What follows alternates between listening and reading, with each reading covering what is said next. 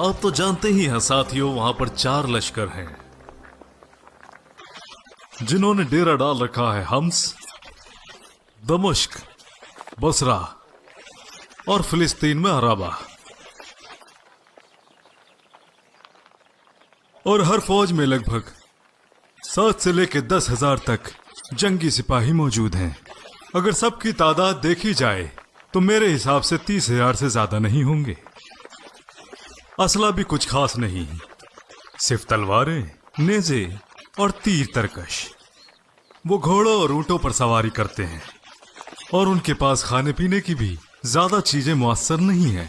अगर वो एक बार हमारे इलाकों में शामिल हो गए कि उनके मुल्क उन्हें यहाँ तक रसद पहुँचाने में नाकामयाब हो जाएंगे। एक बात मेरी समझ में नहीं आई कि उन्होंने अपनी फौजों को 4 अलग अलग हिस्सों में बांटकर 4 अलग अलग इलाकों में तकसीम क्यों किया हुआ है। वो पहले से ही जानते हैं कि उनके फौजी दस्ते हमारे लश्कर के सामने कुछ भी नहीं, और उन्हीं की तरह हम पर भी अपनी फौजों को बांटने का दबाव रहेगा। और फौज कम होने की वजह से एक जगह से दूसरी जगह आसानी से पहुंच सकते हैं। मुनासिब वक्त मिलते ही वो एक दूसरे के साथ आकर जुड़ जाएंगे। इस वक्त वो माल के लिए हमारे पीछे नहीं आ रहे। उनका मकसद हमारी सरजमीन को कब्जे में लेना है। उनसे जंग के लिए अब हमें कोई दूसरा रास्ता ही अख्तियार करना पड़ेगा। तो क्या हमें भी अपनी फौजों को उनकी फौजों के हिसाब से बांट देना चाहिए और जहां जहां वो मौजूद है वहां पर अपने लश्करों को भेजना चाहिए, या बीच रास्ते में ही रोककर उन पर हमला कर दें? यही वो चाहते हैं। मेरा मंसूबा है कि हमारी पहली टुकड़ी फिलिस्तीन में ही रहेगी 70,000 सिपाहियों के साथ। वो उनके फौजी दस्तों को अराबा और फिलिस्तीन में आगे बढ़ने से रोकेंगे और हो सका तो उन्हें वहीं खत्म कर देंगे। इस तरह हम उन्हें वहां शिकस्त देने में कामयाब रहेंगे। हमारा दूसरा लश्कर अंताकिया में डेरा डालेगा, जिसमें हमारे 2 लाख सिपाही होंगे, जो कि उनकी तीनों फौजों का सामना करने के लिए तैयार रहेंगे एक ही वक्त में। अम्र इब्न अलास ने एकदम सही समझा जब उन्होंने हमारी फौजों को बसरा और यरमुक में इकट्ठा होने की सलाह दी,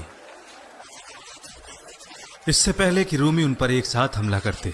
अगर हमारी फौजें अलग-अलग बटी होती तो मुमकिन था कि इतनी बड़ी फौज का सामना हम नहीं कर सकते थे।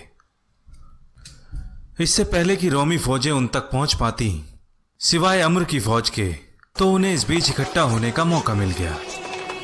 अब रोमी सल्तनत की फौजें फिलिस्तीन में डेरा डाले हुए हैं और उन्होंने अबू उबैदा, यजीद और शोराबील का रास्ता रोक के रखा है, जो यरमुक में तैनात थे। बहुत थोड़े ही वक्त में रोमी सल्तनत की फौजें उनके करीब आकर डेरा डाल चुकी हैं। तो फिर अब तक दोनों फौजों में जंग क्यों नहीं हुई? अल्लाह बेहतर जानता है। शायद दोनों ही फौजें एक दूसरे पर पहले हमला नहीं करना चाहती। मुझे शक है कि अबू उबैदा अम्र के आने का इंतजार कर रहे हैं, जिनके जुड़ने से उनकी ताकत और बढ़ जाएगी। हाँ, शायद रोमी भी इस इंतजार में है कि फिलिस्तीन में उनकी फौज अम्र की फौज को खत्म करके उनसे जुड़ेगी और वो हमला करेंगे। वल्लाही मैं रोमियो का नामो निशान तक मिटा दूंगा खालिद इब्न वलीद को भेजकर। तो अब आप खालिद को शाम से रोम भेजेंगे? हाँ, मैं यही करूंगा। फिर इराक का क्या होगा? खालिद के बाद कौन संभालेगा? अल-मुथन्ना इब्न हारिता। मैं खालिद की फौज से आधे सिपाही मुथन्ना को दे दूंगा। वो तो पहले से ही सब मिला के 20,000 सिपाही हैं, तो कैसे अल-मुथन्ना 10,000 सिपाहियों के साथ इराक को काबू में रख सकेगा? जब तक कि हम रूम से फारिग नहीं हो जाते, फिर खालिद की फौज भी उनको वापस कर देंगे। और अगर शाम का मसला संजीदा हो गया तो हो सकता है अल्लाह की इसमें कोई बेहतरी है। जो रोम की सारी फौजें यरमुक में एक साथ इकट्ठा हो रही हैं, तो ये एक बड़ी फैसला मंद जंग होगी। अगर हम जीत जाते हैं तो एक ही झटके में उनका काम तमाम हो जाएगा, जबकि फारस की फौजों का मामला ऐसा नहीं है।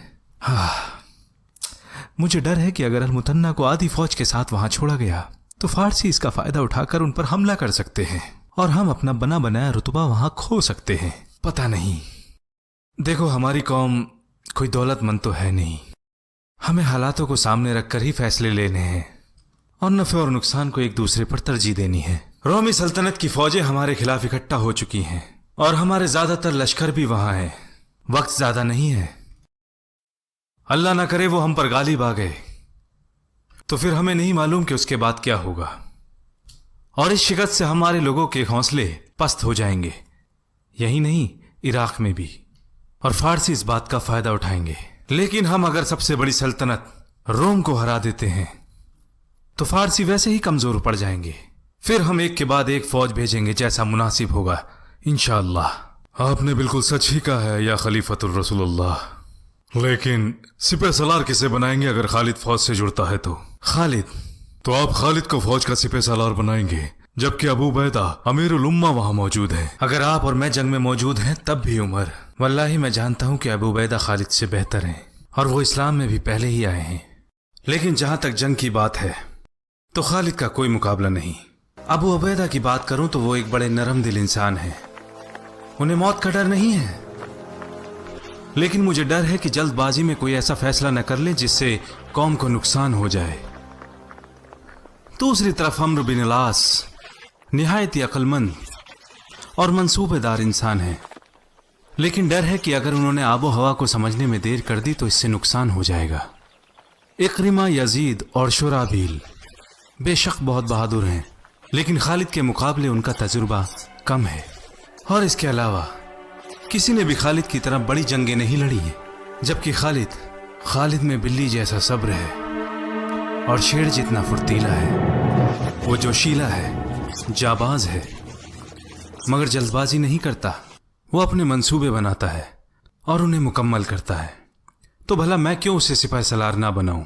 जहां तक अबू उबैदा की बात है, वो खालिद की निगहबानी में लड़ेंगे क्योंकि उन्हें इस दुनिया से कोई लालच नहीं है। उनकी ये जंग अल्लाह की खातिर है, सिपह सलार बनने के लिए नहीं। हमें यहाँ दो बातों पर गौर करना है। एक तो सबसे छोटा रास्ता चुनना होगा ताकि बुसरा में अपने भाइयों तक वक्त रहते पहुंच सकें, और दूसरा हमें वो रास्ता चुनना होगा जिस पर दुश्मन की फौज ना हो और ना ही कोई आबादी वाला इलाका, ताकि हम रोमी फौजों को चकमा दे सकें। तो आओ फिर सभी रास्तों पर गौर करते हैं और उनमें से एक बेहतर रास्ता चुनते हैं।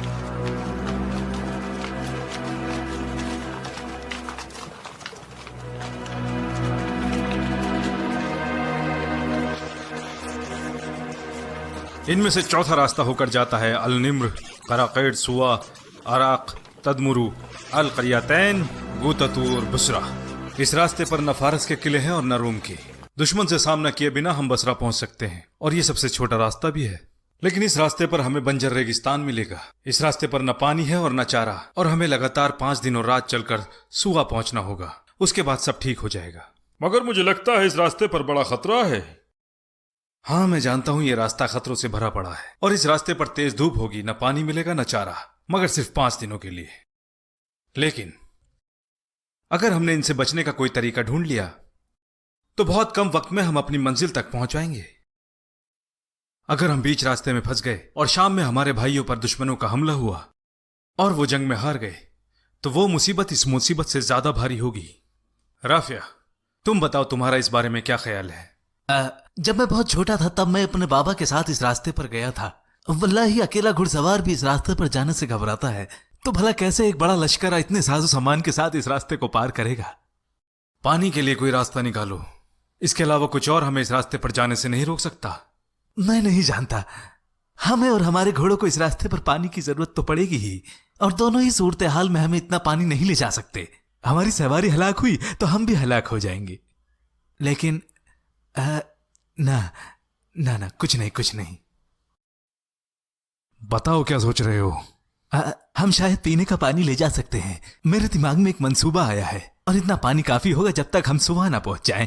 और जहां तक घोड़ों के पानी की बात है तो हम अपने सबसे तंदुरुस्त ऊँटों को पकड़ेंगे और उन्हें कुछ दिन तक प्यासा रखेंगे। उन्हें एक बार में शिद्दत से पानी पिलाकर हम उनके होठों को कसकर बांध देंगे और उनके मुंह को ढक देंगे, जिससे वो जुगाली न कर सके। और जब जरूरत होगी उनमें से कुछ ऊँटों को ज़िबा करेंगे। हमारे सिपाही उनका गोश्त खाएंगे और उनके अंदर बचा पानी हमारे घोड़ों के काम आएगा। तो बताएं आपको मेरा मंसूबा कैसा लगा?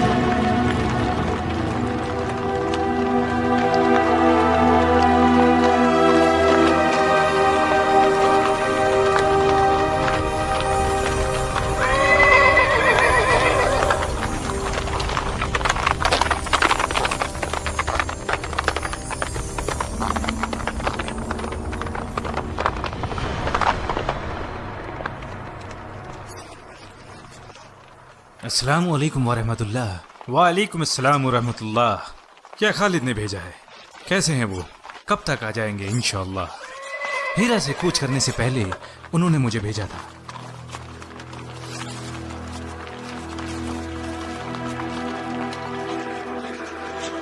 अबू उबैदा इब्न जर्राह को खालिद इब्न अल वलीद की तरफ से सलामुन अलैकुम। मुझे खलीफतुल रसूलुल्लाह का फरमान मिला।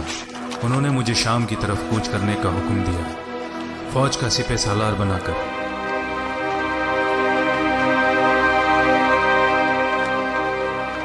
फवल्लाही ना मैंने ऐसा कुछ चाहा था, ना मंसूब किया था, और ना ही मैंने उन्हें इसके बारे में कुछ लिखा था। आपका रुतबा बिल्कुल वैसा ही रहेगा जैसा कि अब है। आपके हुक्म की इताअत होगी और आपके नज़रिए को सबसे ऊपर रखा जाएगा, और कोई भी मसला आपके मशवरे के बिना पूरा नहीं होगा। मेरी बात का यकीन करिए। आप मुसलमान कौम की उभरती हुई शख्सियत हैं, जिनके अपने मजबूत अकायद हैं और नज़रिया चट्टान की तरह अटल है। अल्लाह हमें अपनी नेमतों की शुक्रगुजारी की तौफीक दे और तमाम मोमिनों को अमल की तौफीक अता करे। अस्सलामु अलैकुम वरहमतुल्लाह। इसके बारे में हमें पहले ही खलीफतुल रसूलुल्लाह का खत मिल चुका है। अल्लाह का शुक्र है वो जो भी फैसला लेता है। हमारी दुआएं खालिद के साथ हैं। ये क्या है? ये उनका फरमान है सिपाहियों के लिए। जाओ और लोगों के सामने बोलो।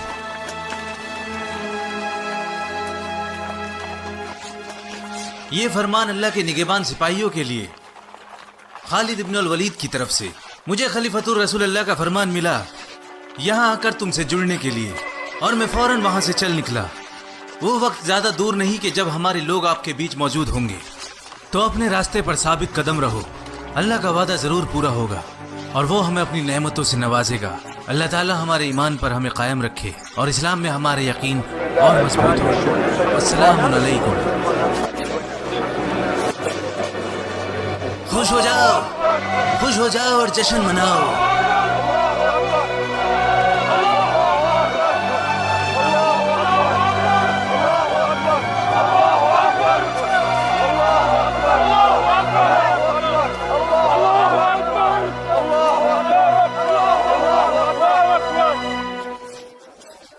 अबू सुलेमान ने मुझे नाउम्मीद नहीं किया।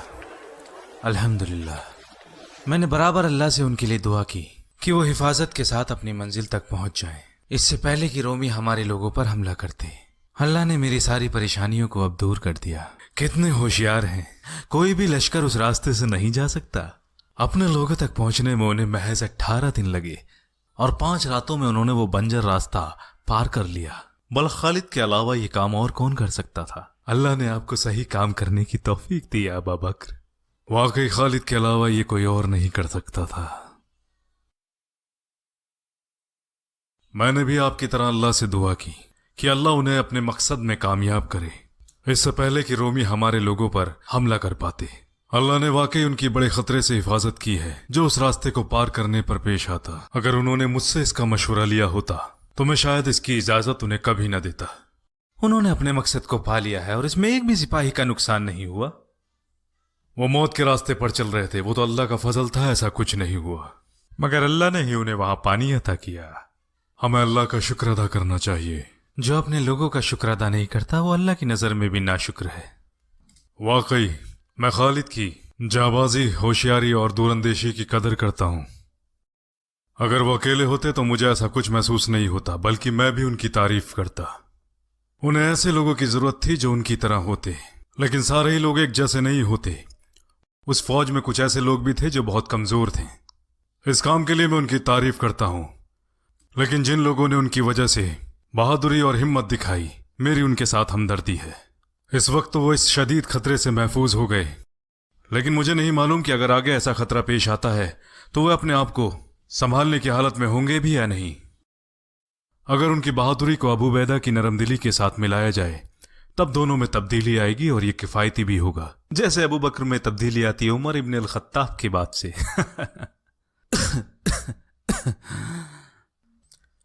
वल्लाही वो बिल्कुल आप ही की तरह है। व सुभान अल्लाह, दो एक जैसे लोग मिलते जरूर हैं मगर नजरिए अलग हो जाते हैं। या उमर, कहां से वो इंसान लाओगे जिसमें सारी खूबियां मौजूद हों? वो खूबियां तो बस एक ही शख्स में मौजूद थीं, रसूलुल्लाह सल्लल्लाहु ताला अलैहि वसल्लम। जहां तक हमारी बात है, हमने सही नियत से काम को अंजाम देने की कोशिश की। सही या गलत अल्लाह के हाथ में है, और हमारी यही नियत थी जब हमने खालिद को शाम भेजा, ताकि उनकी हिम्मत और जंग लड़ने की सलाहियत अबू उबैदा की पुख्ता नरमदिली के साथ मिलकर जमा हो जाए। और इससे ये तब बेहतर होता जब आप अबू उबैदा को इस लश्कर का मजमूई सिपाहसालार मुकर्रर करते। या अल्लाह, इस सूरत में मुझे जो बेहतर लगा मैंने किया, और मेरा इरादा सिर्फ मुसलमानों की बेहतरी का है। अगर सही किया तो मेरी तरफ से ये कबूल कर, और अगर गलती की तो मुझे माफ कर। ऐ उमर, आज आप नमाज में इमामत करें। अल्लाह आपको हर नुकसान से बचाया खलीफतुर रसूलुल्लाह। क्या हुआ है आपकी तबीयत को? अब मैं बूढ़ा हो चला हूँ या उमर, और जल्द ही ठीक हो जाऊंगा इंशाअल्लाह।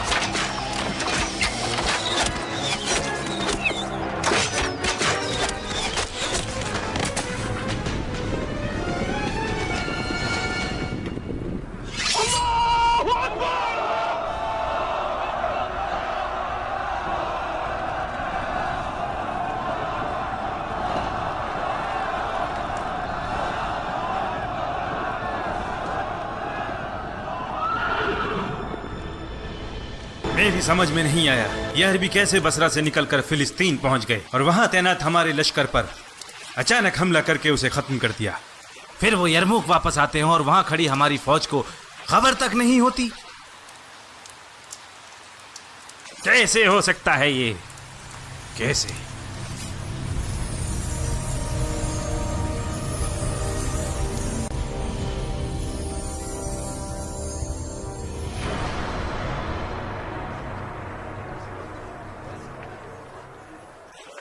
मेरे अल्लाह से दुआ है कि वो जल्द से जल्द आपको सेहतमंद कर दे और आपको शिफा दे। वो शिफा देने वाला है। करीब आओ।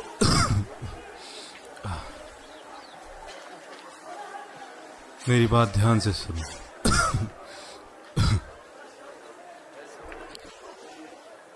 आप लोग तो मेरी हालत देख ही रहे हैं। ऐसा लगता है कि मेरा वक्त करीब आ चुका है।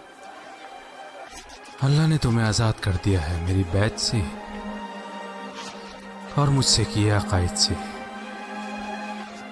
آپ کو اپنے فیصلے لینے کا اختیار ہے. آپس میں سے ہی کسی کو امیر چن لو جو آپ کو پسند ہو. اگر آپ میرے رہتے ہی امیر چن لیں گے تو میرے بعد آپ کے بیچ کوئی اختلاف نہ ہوگا.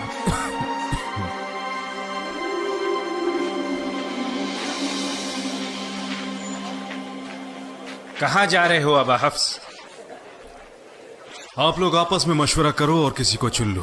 جس کو بھی چنو گے اس میں میری منظوری ہوگی. آپ سب اس کے لائق ہیں انشاءاللہ. جہاں تک میری بات ہے میں ان معاملات سے دور ہی رہنا چاہتا ہوں. مجھے اس سے آزاد ہی رکھو.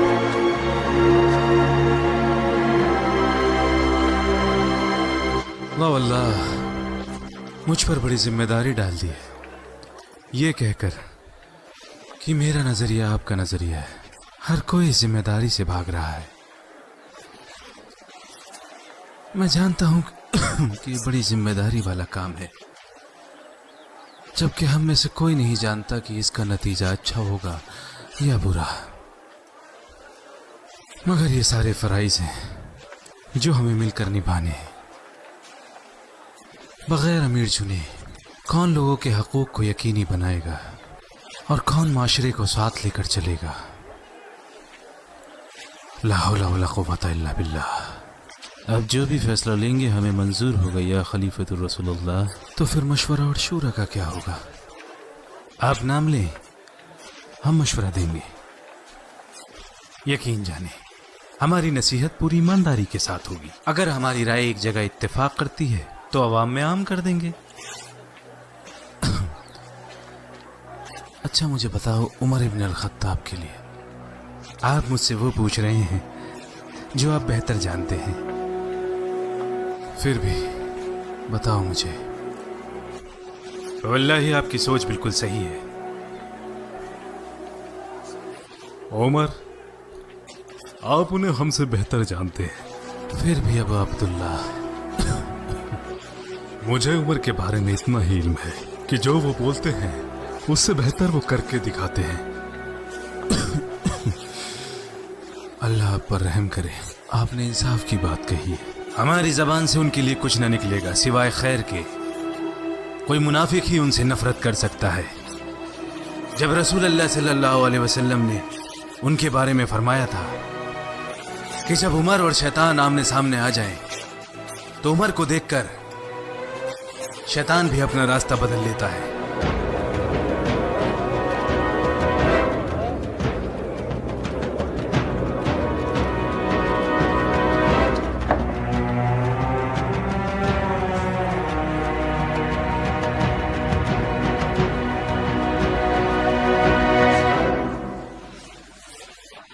یا ابا بکر، اچھا مشورہ اللہ کے رسول اور مسلمانوں کی مصلحت کے لیے ہوتا ہے. جس سے مشورہ لیا گیا ہو وہ ایمانداری برتے. آپ کو میرا مشورہ پسند آئے یا نہ آئے پھر بھی میں اپنی رائے دینے سے نہیں ہچکچاؤں گا. عمر بہت ہی سخت اور شدید ہیں. کیا لوگ ان کی سختی برداشت کر پائیں گے؟ اپنے رب کو کیا جواب دو گے جب وہ آپ سے اس بارے میں سوال کرے گا کہ عمر کی سختی جانتے ہوئے بھی اسے خلیفہ کیوں چنا؟ اٹھاؤ مجھے، اٹھاؤ مجھے. کیا تم مجھے اللہ کے سوالوں سے ڈرا رہے ہو؟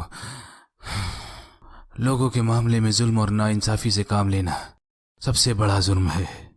اگر اللہ مجھ سے سوال کرے گا تو میں کہوں گا کہ میں نے سب سے بہتر انسان کو ترجیح دی ہے. اور جہاں تک اس کی شدت کی بات ہے وہ اس لیے ہے کیونکہ میں نرم ہوں. اور جب ان پر ذمہ داری آئے گی تو وہ سختی کرنا چھوڑ دیں گے.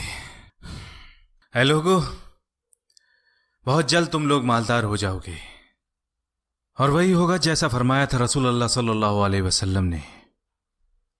مجھے تمہاری غربت کا ڈر نہیں ہے. ڈر ہے کہ بہت جلد تم کو دنیاوی مال مل جائے گا جیسا تم سے پہلے لوگوں کے پاس تھا، اور یہ تمہیں تباہی کی طرف لے جائے گا جس طرح وہ لوگ برباد ہوئے تھے. تمہیں واقعی عمر جیسے انسان کی ضرورت ہے جو اس دنیا کی بہت کم پرواہ کرتا ہے اور سختی سے حق کا ساتھ دینے والا ہے اور اللہ کے معاملے میں کسی ملامت سے نہ ڈرنے والا.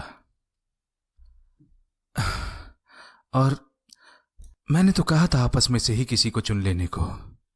लेकिन आप मेरे पास आए और कहा कि मेरी राय आपकी राय होगी, और जब मैंने तुम में से सबसे सही को चुना अपने हिसाब से, तो कुछ लोगों को इस पर ऐतराज है। इस बात को आप दिल पर ना लें, अल्लाह आप पर रहम करे। ज्यादा बात आपको थका सकती है। इस मसले पर दो किस्म के लोग हैं, एक तो वो जो आपकी राय से इत्तेफाक रखते हैं और आपके साथ हैं, और दूसरे वो जो आपसे इत्तेफाक नहीं रखते। हमें मालूम है कि आपका इरादा खैर ख्वाही का है। वल्लाही ठीक कहा, आप मुसलमानों के खैर ख्वाह रहे।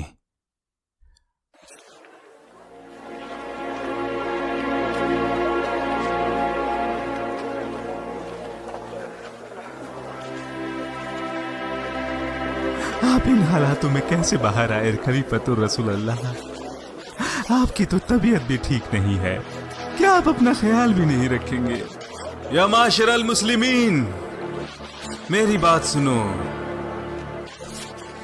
क्या तुम उस पर राजी हो जो मैंने तुम्हारे लिए चुना? अल्लाह गवाह है, सही फैसला करने में मैंने कोई कसर नहीं छोड़ी, वरना रिश्तेदारी की वजह से किसी को नामजद किया, बल्कि चुना है उमर इब्न अल खत्ताब को। अगर तुम लोग राजी हो तो उनकी बात सुनो और इताअत करो।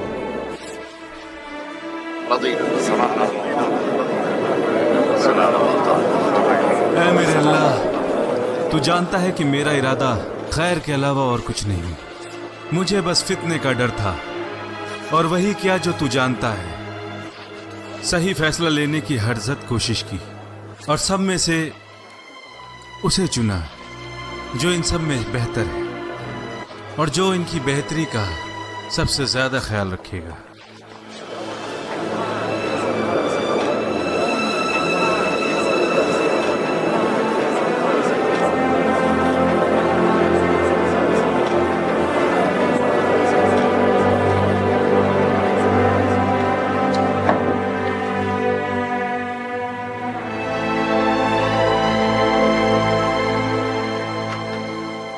आप कम से कम मुझसे तो इसका मशवरा ले सकते थे। आपने तो इस बारे में कोई बात ही नहीं की। वल्लाही मैं ये सब नहीं चाहता। पता होता कि आप चाहते हैं तो कभी नामजद नहीं करता। मुझे बख्श दें अबू बकर। वल्लाही नहीं कर सकता। रसूलुल्लाह के सहाबा भी आपके नाम पर राजी हैं। अगर मुझे तुमसे तलवार के जोर पर भी मनवाना पड़ता तो भी मैं ये करता। इसलिए अब खामोश हो जाओ और मेरी बात सुनो।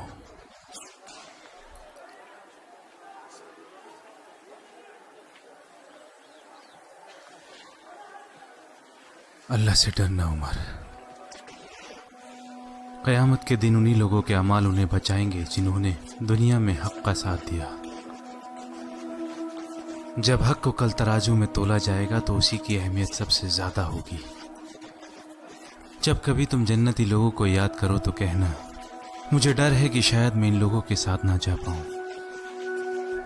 और जब तुम दोस्त की लोगों का जिक्र करो तो कहना, मुझे उम्मीद है कि मैं इन लोगों के साथ नहीं जाऊंगा। इस तरह आपको उम्मीद भी रहेगी और आप खौफज़दा भी रहेंगे। आपको न ज़्यादा खुशी होगी और न उस ज़ात से मायूस होंगे। मुसलमानों का ख्याल रखना, उनके साथ इंसाफ करना, चाहे वो तुम्हारे खिलाफ ही क्यों ना हो। मुझे उम्मीद है कि एक दिन अल्लाह आपके ज़रिए हमारे लिए बड़ी फतह लाएगा और खैर देगा। अगर मैं फौत हो गया तो लोगों से कहना कि शाम होने से पहले अल-मुथन्ना की फौज में शामिल हो जाएं। अगर मैं रात में फौत हुआ तो सुबह होने से पहले उन्हें फौज में शामिल होने के लिए कहें। अगर अल्लाह हमें शाम में फतह देता है तो खालिद के लोगों को वापस इराक भेज देना, क्योंकि वो उन्हीं के लोग हैं और बहुत बहादुर और बेहतरीन जंगजू हैं।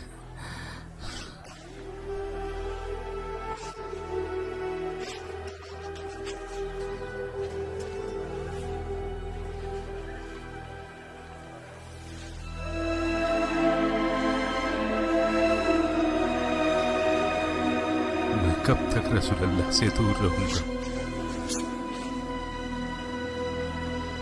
बिस्मिल्लाहिर्रहमानिर्रहीम।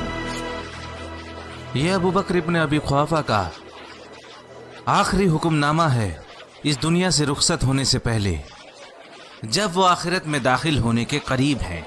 ये वक्त है जब काफिर ईमान लाएगा, गुनाहगार तौबा करेगा और झूठा सच बोलेगा। मैंने अपने बाद उमर इब्न अल-खत्ताब को तुम्हारा खलीफा चुना है। उनको सुनो और इताअत करो। मैंने सही फैसला लेने में कोई कसर नहीं छोड़ी है, अल्लाह उसके रसूल और मुसलमानों की नसीहत के लिए। अगर वो इंसाफ करते हैं जैसा कि हमें उनसे उम्मीद है, और अगर नहीं तो हर कोई उनके अमालों का बोझ उठाएगा। मेरा इरादा खैर का है और मेरे पास गैब का कोई इल्म नहीं। जुल्म और गैरत करने वाले जान जाएंगे कि वो किस जगह लौट कर जाएंगे। करीब आओ उमर।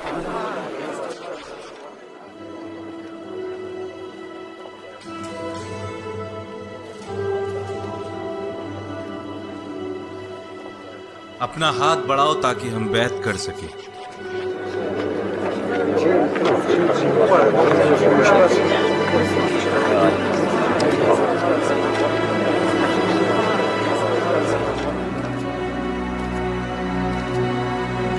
या आयशा, अपने खानदान में मुझे सबसे ज्यादा सिर्फ तुम ही अजीज हो। याद हो एक दफा मैंने आपको एक बाग तोहफे में दिया था। उसे मेरी मिल्कियत में वापस रख दे। उसे वापस चाहता हूँ।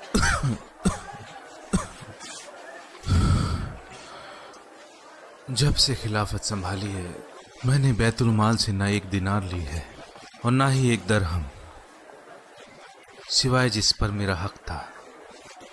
लेकिन इतना लिया है जितना खाने के लिए जरूरी था, और कपड़े जो पहनने के लिए जरूरी थे,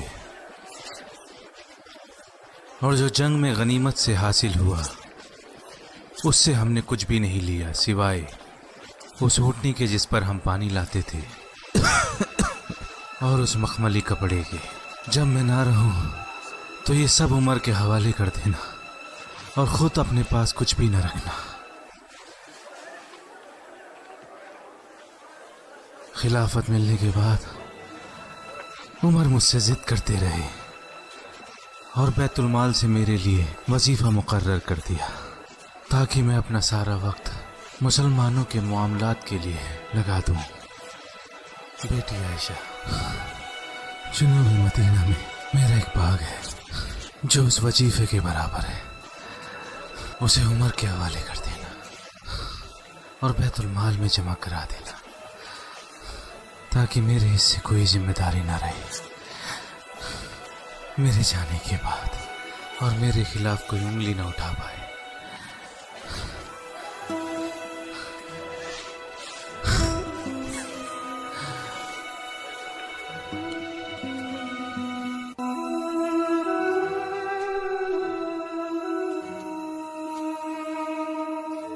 या खलीफतुर रसूल अल्लाह, आप अपनी कौम के कंधों पर बड़ी जिम्मेदारी डाल गए। आपकी कमी को पूरा करना हमारे लिए नामुमकिन है। हम कैसे आपका मुकाबला कर पाएंगे? इन्ना लिल्लाहि व इन्ना इलैहि राजिऊन। अल्लाह ताला आप पर अपनी रहमत अता करे। अबू बकर, आप रसूल अल्लाह के सबसे करीबी दोस्त और मशवरा कार सहाबा रहे हैं, और जैसा रसूल अल्लाह ने आपके बारे में फरमाया, बदन में कमजोर लेकिन अल्लाह के हुक्म की इताअत के लिए सबसे मजबूत। अल्लाह आपको अपने नबी मोहम्मद की सोहबत नसीब करे। अल्लाह आपको और हमें अजर दे और आपके बाद हमें भटकने से बचाए।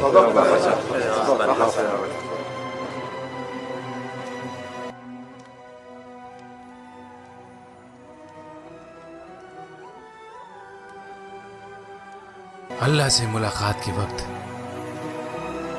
मैं चाहता हूं कि मेरे अमाल भी इनके अमालों की तरह ही हो जाएं। क्या हम इन्हें रसूल अल्लाह के बगल में दफना सकते हैं या अबुल हसन? अल्लाह इनकी मग़फ़िरत फरमाए। इनकी यही मुराद थी।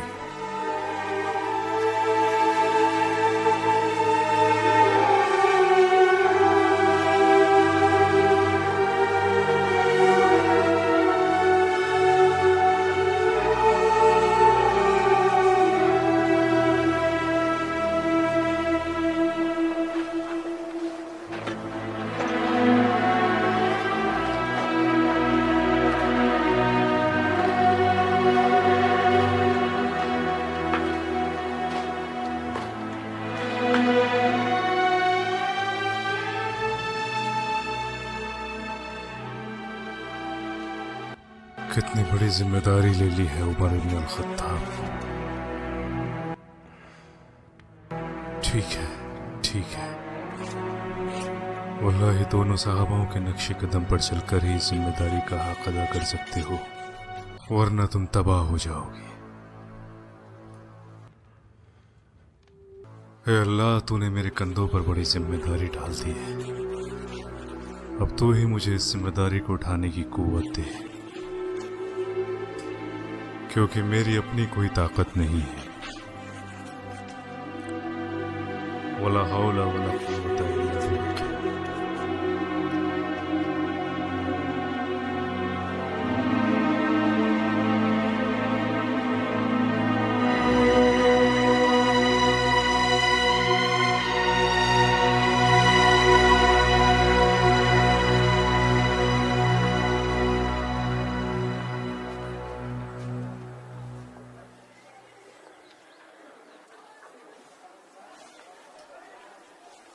मैंने महसूस किया है कि आप सोते वक्त बहुत करवटें बदलते हैं।